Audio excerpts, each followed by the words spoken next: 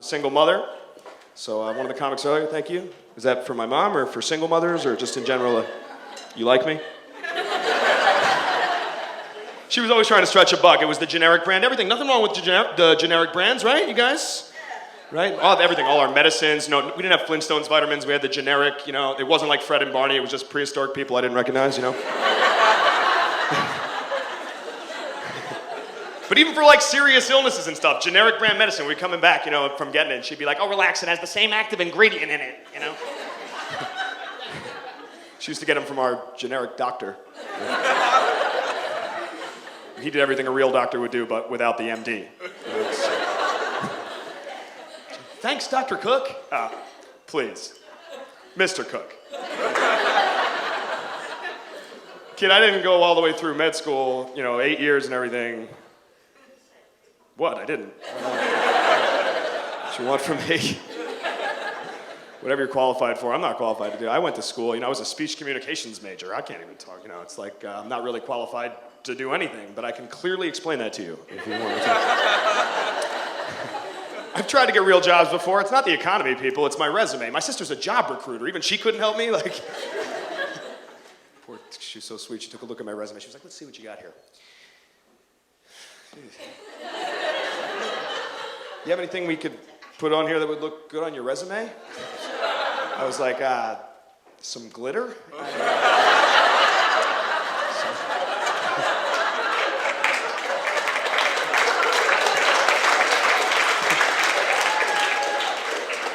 That makes everything look nice. Every time I go home, my parents want to know why I'm still doing comedy. You know, they want to see me make a little money, typical Jewish mother and everything. She's like, you know, I still say to this day, you could have been an accountant. You could have been a funny accountant. Really? Is that even possible? Like, what would I be like in 10 years? Like, So the spouse says to the dependent, put that W-2 form away. You're exempt.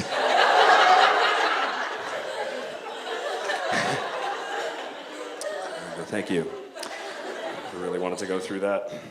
Wish I could beef up my resume somehow. You know what I mean? I didn't even take Spanish. I did nothing right as a kid. Everyone knows Spanish now. Latino explosion. You guys speak Spanish? You speak a little Spanish?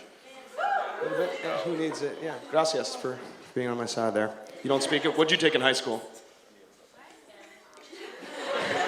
So you took it, but you don't speak it. See, I didn't even bother. At least you signed up. At least you can say when people ask you. Like, I took German. You know, I was rebelling against my Jewish mother. That's where I was, you know? That's complete.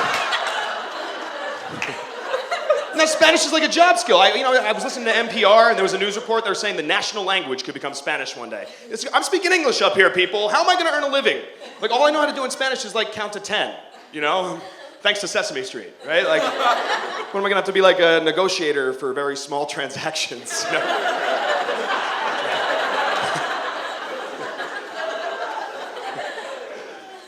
Ocho?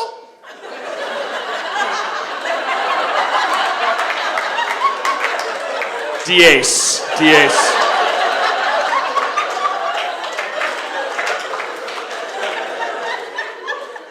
Nueve? Fine. Can't be a comic if you don't speak the language. But I guess I'm very limited on joke. I could do that old joke, why was seis afraid of siete? Siete, ocho, nueve. 7, 8, 9. Yeah, I am screwed, people. Let that one sink in there. So, you know, I'm trying to save a buck. That's what it is. I'm kind of broke, but I still, you know, life is good. I'm trying to enjoy myself as much as possible. Try to shop trendy. It's tough on a budget. You know, you want to get the vintage clothes, but they cost more than regular new clothes. That's if you buy them downtown, people, you know, or if you go to like the real Salvation Army stores, like the dirty, these are the places I go to, you know, like the real disgusting, like homeless people are going into these places like, here, I don't really need this anymore, thank you. So I'm in there last week. I go every Thursday, that's when the new stuff comes in. And so I'm going through the clothes, and this ever happened to you in the vintage racks? You know, sometimes you get a shirt, it still has, on the name tag still has the last guy to wear the shirt, the name is still there, you know? Well, I'm going through the clothes, and apparently last week, I don't know, I kept seeing the same name over and over again. This was the name Aaron Frost on everything. Apparently this kid, Aaron Frost, had dropped off his entire wardrobe this week, and It all fit me perfectly and was exactly my style. So, what could I do, people? I did it. I went for it. I bought the entire Aaron Frost collection.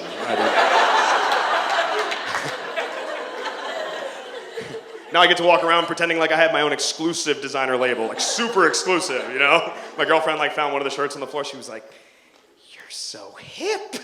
I've never even heard of this guy." It was great. I heard her on the phone with her friend. She was like, "Jeff is so picky about his clothes. He only wears Aaron Frost." So, hey, this is working, you know? So I went back to see if I can get some more Aaron Frost gear. You know, I want to look good for, you know, the seasons and everything. I'm not making this up. This guy starts looking at me from head to toe, like really giving me the stink eye, you know what I mean? I'm like, "Dude, what's your problem?" He's like, "Bro, are you wearing my outfit?" I was like, "Are you Aaron Frost?" Like, this is Aaron Frost over here. Are you serious? He's like, "Yeah, man, I am, and I gotta tell you, your stuff is so last season." "What do you think I'm here for? Did you bring the fall collection?"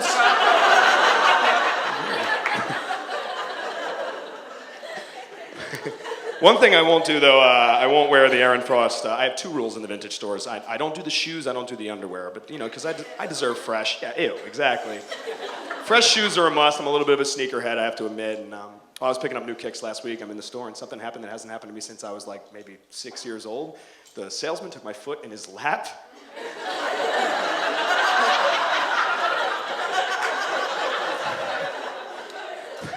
I guess to make sure they were snug, I gotta admit, I kind of felt safe, but vulnerable, because like he made it weird. He like wouldn't let go of my foot. He was like doing the, "Is that your toe? Is that your toe? Is that your toe?" It's like, dude, these are flip-flops. Sure, I need this level of attention for this purchase.